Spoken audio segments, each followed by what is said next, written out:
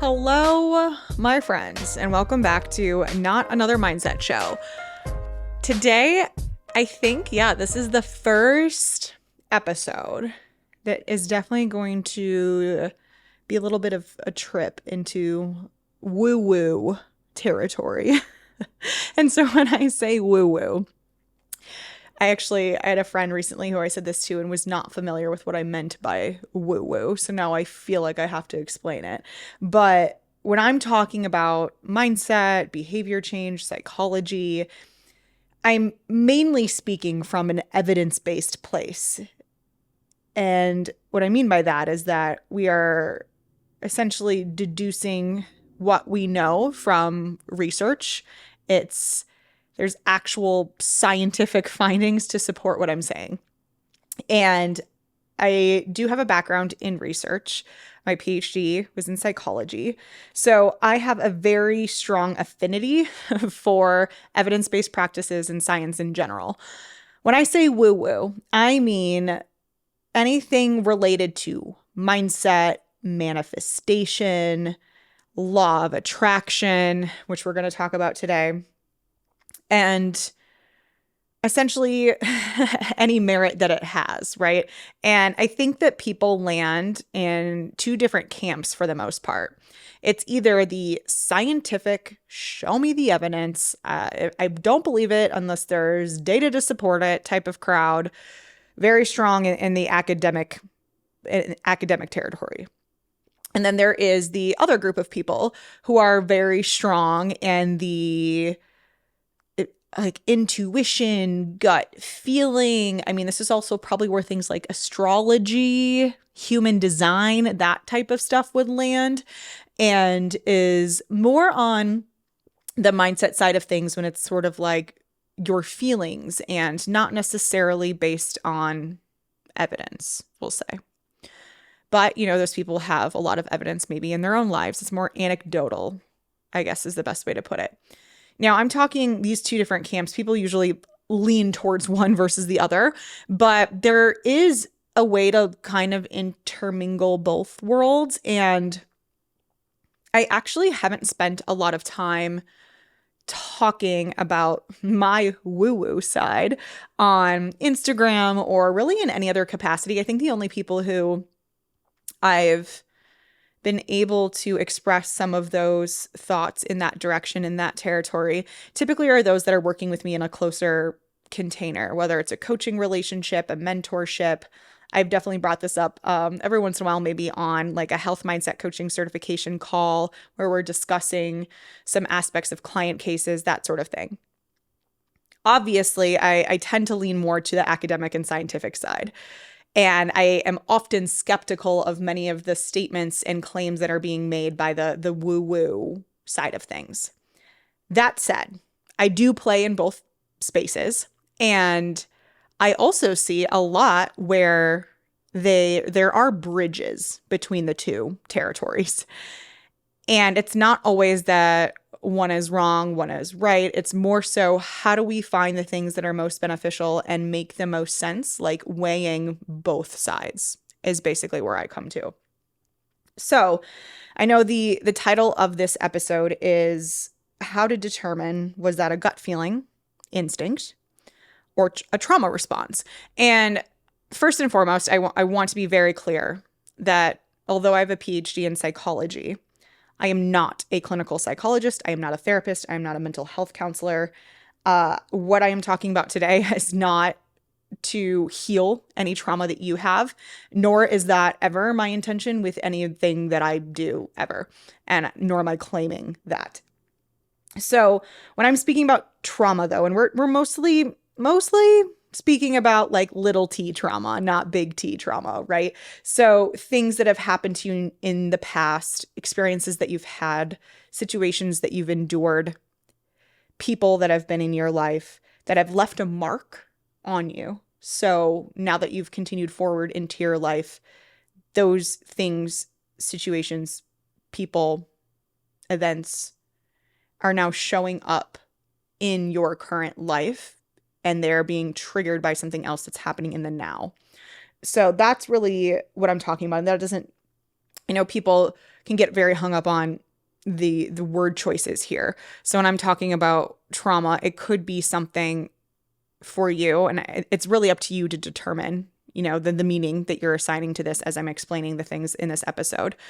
But I'm not necessarily saying like a clinical diagnosis of like PTSD, post-traumatic stress disorder, and that form of trauma. However, maybe that is the case for you as I come up with some of like these examples and have you work through some of the questions that I'm asking you in this episode. But just know that whether or not you call it a trauma, and it's little t or big T trauma that we're talking about here, experiences in your past will come up again and resurface while you're experiencing things in the now. And how those things from the past affect you in the now is important to understand. Okay, so now that we've laid that entire foundation and groundwork, this is somewhat of a personal topic for me too. So we're playing in the woo-woo space today, and we're also playing in the space that has been a lot of what Dr. Kasey Jo herself has been working on for the past few years, but a lot in the last year.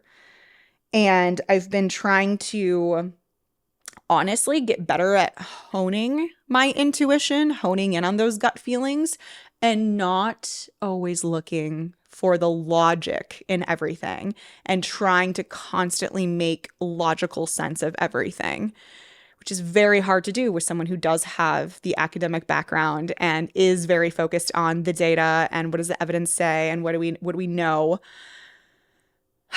to inform that. So with me spending more time on this stuff, it's been imperative to figure out in certain situations with certain decisions, be them large or small, what is guiding me. Is it this intuition that I'm trying to better understand and listen to? Or is it a gut feeling that's not necessarily coming from intuition, but is actually like a traumatic response or conditioning that is being dressed in disguise as a gut feeling or instinct? So that's something that I've had to spend a lot of time working on. And I am constantly asking myself questions in the moment to try to uncover where some of these feelings are actually coming from. And I've done this too, working with a therapist. So this isn't just me asking myself questions. People of certain professions, well, we're talking about coaches, we're talking about therapists, we're talking about doctors, anyone, like all those people need people in their lives that do those things too. It's actually funny at KJO Coaching, my health and fitness coaching company, because we are so mindset, psychology, behavior change focused, we do end up attracting people who are from those professions. And it's always very interesting to be working with people on their behavior change from a health and fitness perspective when they already know so much about psychology and behavior change. But anyway, I digress. First thing I want to get into, this is why we have notes, because I could just go on so many tangents. And if you've ever learned from me before, especially in a live capacity where we're hanging out on a live call, my ability to go down the tangential rabbit holes is quite excellent. So with that said, your gut instinct and your intuition rather, is really around for one main reason. And this is where it can get kind of messy. And that's why we're going to go through this together. That main reason is to ensure your survival, to keep you safe. So yes, listening to your intuition, these gut feelings is definitely important, but you still need to check the logic behind it. We really the best decisions are born out of logic, your head, right? Your gut, and also your heart. And that may be like the most woo-woo thing you ever hear me say. But that's true, right? We're trying to weigh all of the things, not live in like one territory or the other.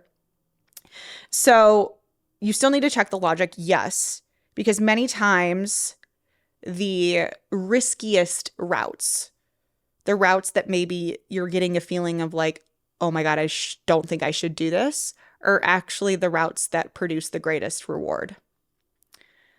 So how do you know, right, that your gut feeling is telling you not to take the leap because it's a bad idea, or just because it's uncomfortable, or not to invest in a coach because it's not the right time, or because the experience is just going to present more challenges and more discomfort? Maybe you feel like you shouldn't try this new thing or experience this new like uncomfortable environment, and you're thinking your gut is telling you not to do it because it's just not for you and you should go a different direction. Or maybe it's because there's a chance that experience won't turn out the way that you want it to, and you don't want to face that potential of it not going the way that you were hoping it would. So is it your gut feeling, or is it really just an indicator that you should do something because it's uncomfortable? And if there's any phrase you will ever hear me say the most, it is discomfort breeds growth. So are these uncomfy feelings, these feelings that we shouldn't be doing this thing, really a gut feeling and really trying to tell us not to go down this path? Or is it actually an indicator that we absolutely should freaking do it? And that's where it gets muddy, right? Because there are certain times where you shouldn't do the thing, where you should listen to your gut feeling or your intuition and not go that direction. Or there may be a gut feeling of like, this is really something I should do and you should follow it.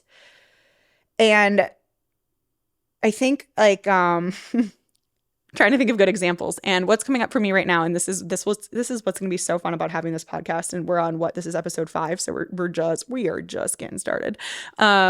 Dating is what comes to mind for me, because to back up, to preface, at this point in time, I've been single for almost a year and a half. Yeah, like a year and 5 months. And I have been dating. I'm single and dating. I'm not, going out of my way to find a partner immediately. I'm not putting a ton of time and effort into dating, but as it comes up, as I see fit, I am exploring the opportunity of finding my person. So in this time, last year and a half or so being single, a lot of this development of honing my intuition and understanding where past conditioning, past traumas are showing up for me. And dating is such a great mirror in a lot of ways. So, gosh, I'm just going to be so open with you guys. This is going to be fun. I've seen a couple guys in the last year and a half for a period of time. I think the longest stint of me seeing someone since I've been single, so this did not turn into a relationship, right? But we were just seeing each other. Semantics, and it was about 2.5 months. And in that situation, I had some feelings of, I really think this could be my person, but then I would also have feelings of like, maybe not. And I think so often in dating and like even on first dates, right, there's a lot of, I have a gut feeling that this isn't my person, or like I have a gut feeling that this could really go somewhere. And being able to determine a lot of the times if that's coming from a place of instinct and something you should listen to in that regard, or if it's coming from a place of this is attached to something else that's happened to me in the past with a previous partner, and that's why I feel this way. And for me, what I've noticed and have continued to work through, and I'm proud of myself, gotten so much better at so much of this stuff. I've really grown a lot in the last year and a half, whether it's from like a romantic relation perspective or otherwise. And a big part of that is noticing sometimes, and I know there are plenty of you women out there who definitely share this sentiment, that sometimes when I am treated well and I am, put on a pedestal to a degree, not like overdoing it, not love bombing. Oh my God, been there, done that. now understand that like the gut feelings that came with this doesn't feel right around love bombing definitely was not right. So we live and we learn.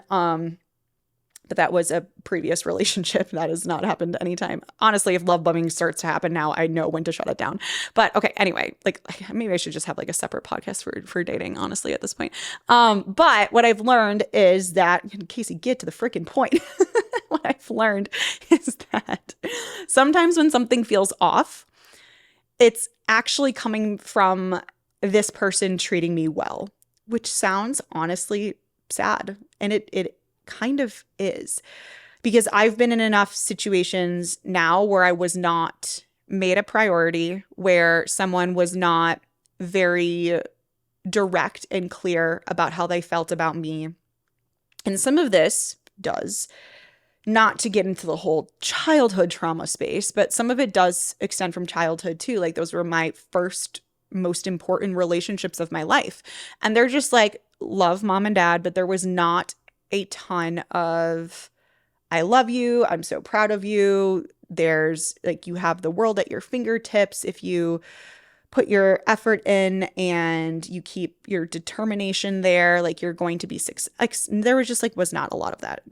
Long story short, not a lot of like direct adoration, we'll put it.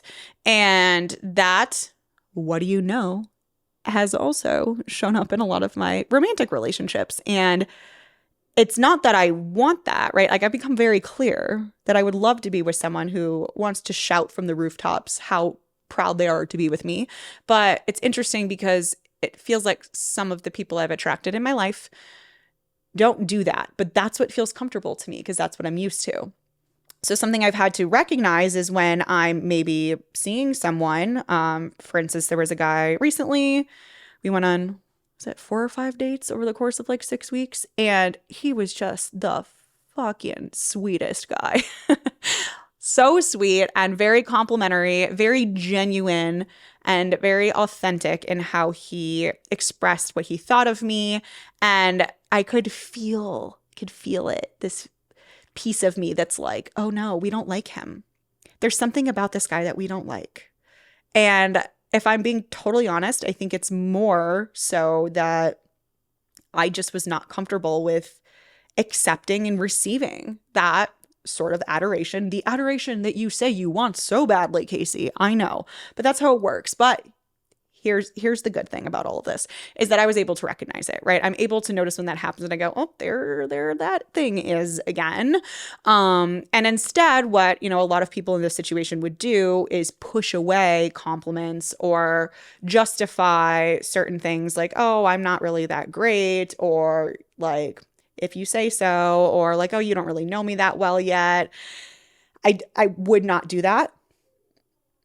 Essentially keeping myself from doing that and instead receiving, thanking, expressing gratitude, positive reinforcement for the behavior. But I use this as an example because in this case, and I think a lot of women are this way. Actually, I spoke to a guy friend recently too, who was talking about how he was joking, but he was like, women just like actually want to be treated badly. And I don't think that that's the case. I think that a lot of women just have not been treated the best. I mean, a lot of men haven't either. I'm speaking from my own experience as a woman.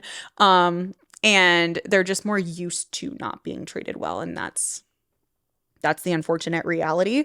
So is it that this guy is a bad idea?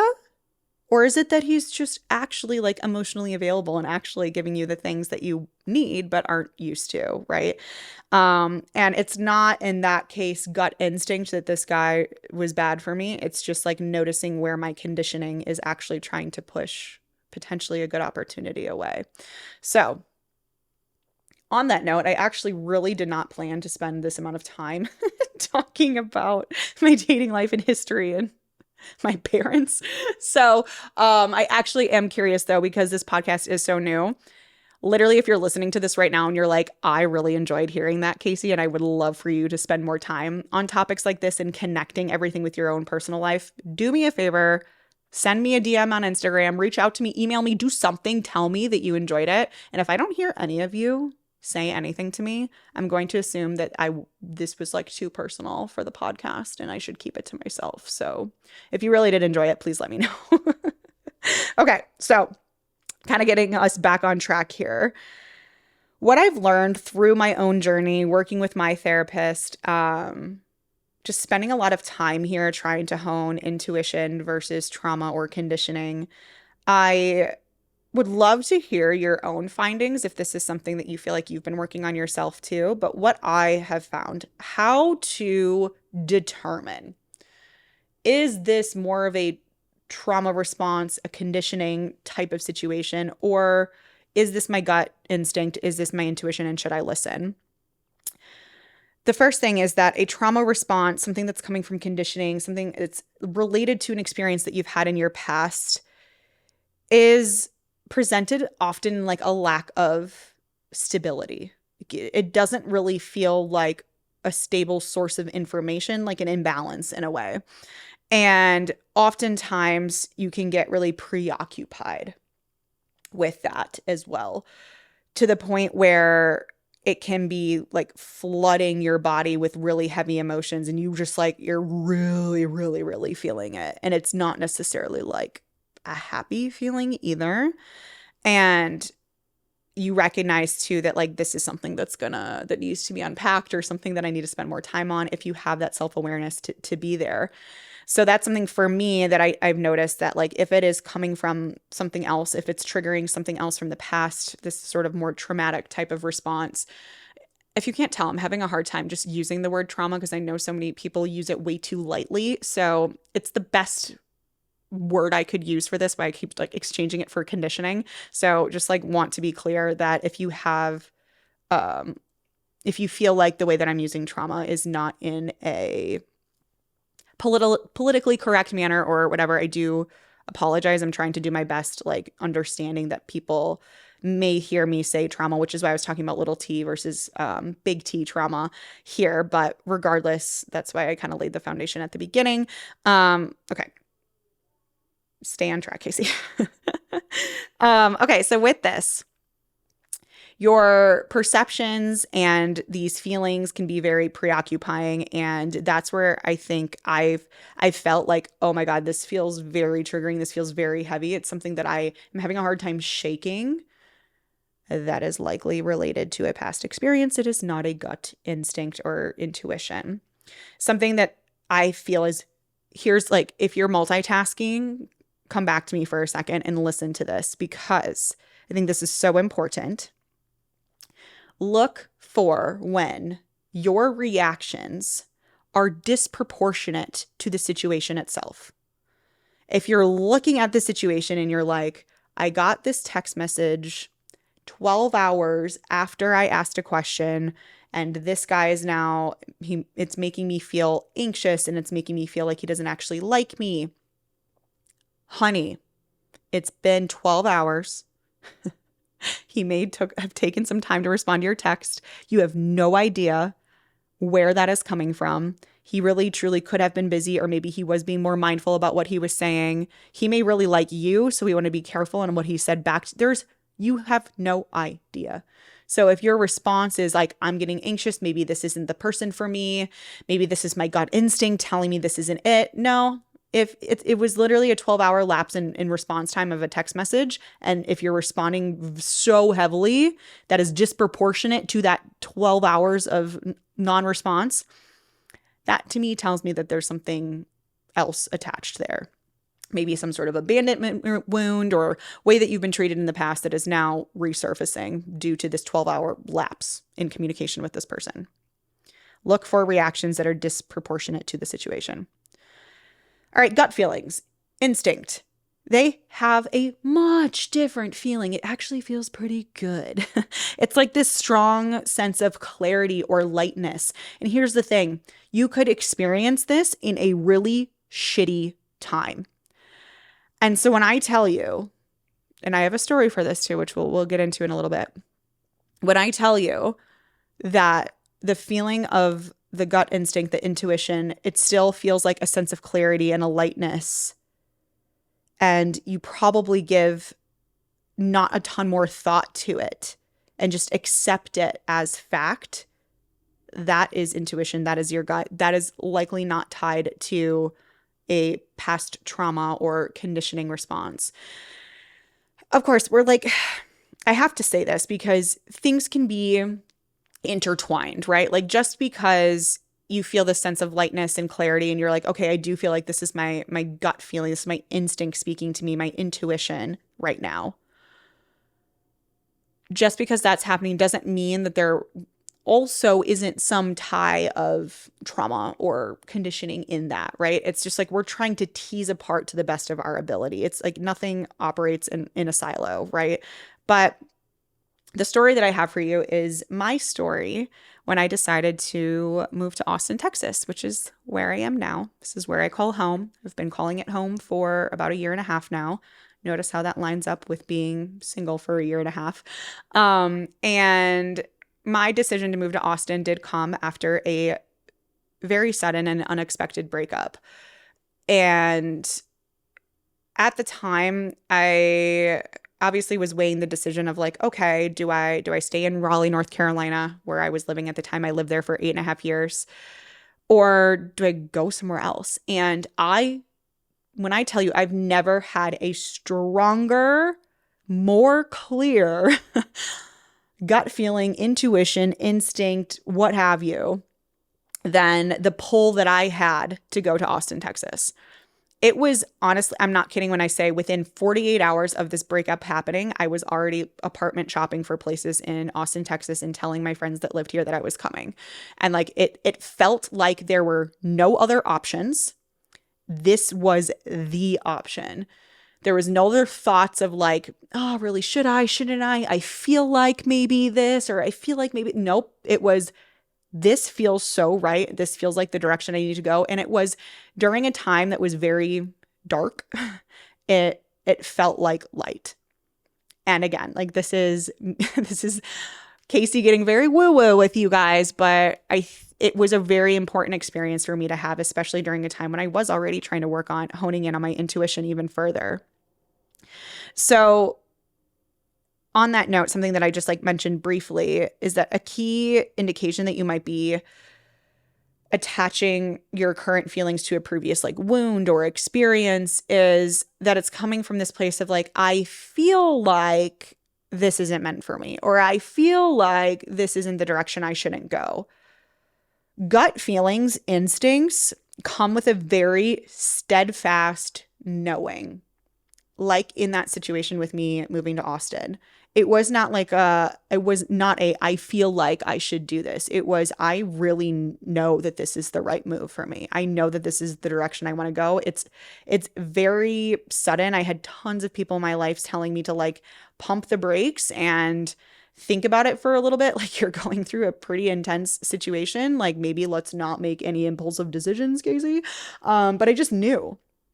And I didn't weigh the opinions of other people. I didn't care about what other people thought. And not from a place of like, I'm going to do whatever I want, even if you have a different opinion, but more so like when you are triggered and it's coming from a potentially like traumatic place, you may really feel a strong desire to get validation from others and to fact check, to really dissect the situation. If you're doing all of those things, it's likely not gut feeling, instinct, intuition type of territory. And I noticed that I was not doing that at all. It wasn't a, hey, do you think I should do this? Like running it by friends, family, whatever. It was, no, I know I need to do this, as much as like maybe some people don't think I should. Your gut feelings tend to be more of like the voice on your shoulder presenting like a rational truth that you feel is really solid in your own information. You feel very at ease with it. You don't really feel like you need to seek information from other sources in order to solidify your decision.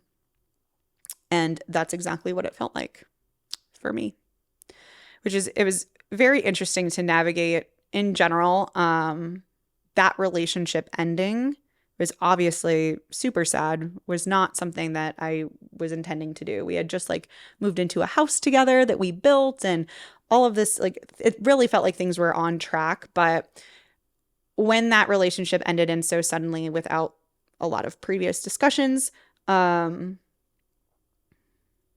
it felt like I had the same gut feeling there too, not just with the move to Austin, but like that this is not a relationship that I want to be in if it is ending this way, if that makes sense. So it was a very tumultuous, sad time, but at the same time, I was doing so well. And I think anyone that you speak to is a very close friend of mine who was there with me through this would say the same thing, that I'm handling it so well. But I think it's because I really was leaning on these uplifting, lighter, brighter feelings that stemmed from my intuition of this is the path. You're going to Austin. You're not going to be with this person anymore, and it's going to be okay. And this is actually going to be very good for you. And I was very much leaning into that. And this is where I kind of like the woo-woo stuff from a mindset perspective and a scientific perspective and a growth mindset perspective, because so much of that, so much of my feelings of knowing that things can change, I can improve, I can develop, things can continuously get better, life is only getting better. That is a very growth mindset perspective to have. And it's almost like my intuition, my gut feelings at this time were like joining forces with my growth mindset. And it just ended up being a dark time that came with a lot of good. And I think I'll leave that at that. So another thing that I really like to use here when it comes to like just in general determining what direction to go, because you may be sitting here thinking, is this my gut feeling, or is this something I should be worried about because it's attached to a negative experience in the past? What should I do? You know, should I send this text message or not? Should I make this business decision or not? Should I hire this person or not?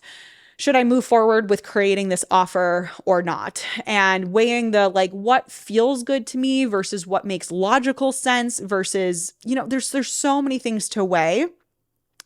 What I think can be really helpful, instead of like trying to sit here and just dissect, is this my intuition and I should do it? Or is this a traumatic response and I should not do it? Like instead of doing that, play out the script is what I call it. So take every decision that is presented in front of you, every pathway for said decision, and play out the script in every direction. So what that could look like, you know, we were talking about dating and stuff like that. So like okay, let's go back to the example of the guy who didn't respond to you for 12 hours. Calm down, first of all. I'm just kidding. What you can do with this is like during that 12-hour span, you may have felt like, oh, maybe I should reach out again, or you're not really sure what you should do, or like maybe it's been longer. It's been a couple days now. Is it your turn to reach out, or should you just keep waiting? Play out the script. If you send a text message, number one, what is it going to say? And what are all of the options for how it could go? He could respond favorably. He could respond not at all or ever again, literally leave you unread for the rest of your life. Those who are dating, you know that this is a very real possibility. Or he could respond in a way that is negative. Maybe he does come back and say, hey, I'm actually not interested in seeing you again. So, and there could be a couple other options in between there, right? But those are probably the three that come to mind to me first and foremost, and most like obviously. If he says the first thing, the second thing, or the third thing, how are you going to feel in response to those things? Favorably, he ghosts you, or he says something negative. Or at least like something like not favorable, I should say, not necessarily negative. It could be, he could also say something negative too. But anyway, depending on his response, how are you going to feel? What is that going to mean for you going forward? Is it going to add or subtract from your life? What does this mean for you in the next week, in the next month? How is it going to impact how you're feeling about yourself? All of it. Play out the script. How are you going to respond, to feel, behave, etc., based on any one of these responses? And then from there, you should get a pretty clear picture on what you should do. And obviously one of those options is to not send the text message at all and just to like remain in silence. So once you've played out the script, you may have come to the determination that you sending that text message is probably not going to lead to you feeling any better. Unless he says something favorable, right? But there's only a, what did we put, like 25% chance out of the 4. I mean, you may have a better idea because you may know this person, but you get what I'm saying. Back to me being like logical and using numbers and percentages to describe this stuff. So you may just decide, you know what, I'm better off just not sending the message, maybe at least for the next few days. And then after that, I will reapproach this topic. Or it might be worth it to you. It might say like, in any of these situations, I actually feel like I have a pretty good handle on the situation and I'm not going to feel too terribly no matter what I get back from him. So then maybe just fucking send it, literally and figuratively. So I like that. I like to use this also with clients we're talking about like health and fitness coaching clients who are trying to determine if they want another drink in certain situations or what they're going to order for dinner, that sort of thing, like how it's going to make them feel the next day or just later on in the evening, what that means, like setting them up for their coming week, and just like spending more time with playing out the script in whatever directions are available to you to help you make a decision, make the best decision, really. Of course, also noting that we can't predict the future, but I feel like this is can kind of help you get to the closest amount of predicting the future in a way. Just like spending more time thinking about all of the different options in the future, right? Like one of them you're probably going to land pretty close to. And at least this way now you have prepared yourself and you've spent some time thinking about what that's going to look like so there are no surprises. And so you don't send that text message and then realize that you hurt your own feelings, right? Because we knew it was going to happen. You may still hurt your own feelings, but at least this time you're a little bit more prepared for it. Okay. I feel like I spoke about a lot. We went in a lot of different directions in this podcast episode. And I want to, again, make it clear that although this is something that I spend a lot of time, not a lot of time, but it is part of what I've done with clients from a health and fitness coaching perspective, what I do with students in HMCC, mentorship clients is probably where I spend the most time working through this stuff with them. I am not a therapist. I'm not saying I have the ability to heal trauma or help people work through their traumatic experiences. Everything I presented here is simply coming from a place of my own experience, what I've learned working with my own therapist, spending a lot of time with my own thoughts, and I hope it was helpful. I'm excited to bring more stories and anecdotal findings from my own life. Call this, the woo-woo side of Kasey, if you will, or just generally like sharing real shit from my real life, which is kind of what I was hoping to do with this podcast, in addition to the usual science-backed content, which I hold so dearly to my heart and is so important as well. But like I said, we're going to have fun here too. And I think obviously science is fun. Science is really fun, but it's even funner when we get to bridge the gap between the woo-woo law of attraction type of space and also the science-backed evidence academia type of space as well. So bridging the gaps, that's where it's the most fun. But anyway, as I said earlier, I would really, really love to hear from you guys, especially about this episode, because this is the first one. Granted, it's only the 5th one where I've spent more time divulging pieces of my personal life. And I really hope in general, this episode was helpful. Like, obviously, the reason I'm here is to provide you with value and to walk away and feel like you got something out of this. And the time that you just spent with me was worth it. Like, if that's why I'm here. But please let me know if me sharing this type of stuff too is actually helpful for you. And it's something that you, if anything, if it's something that you enjoy, you're at least entertained by for the last like 20 to 30 minutes, however long this was. Okay, I'm going to stop gabbing because I just end up talking in circles. I appreciate you so much, and I'll see you next time.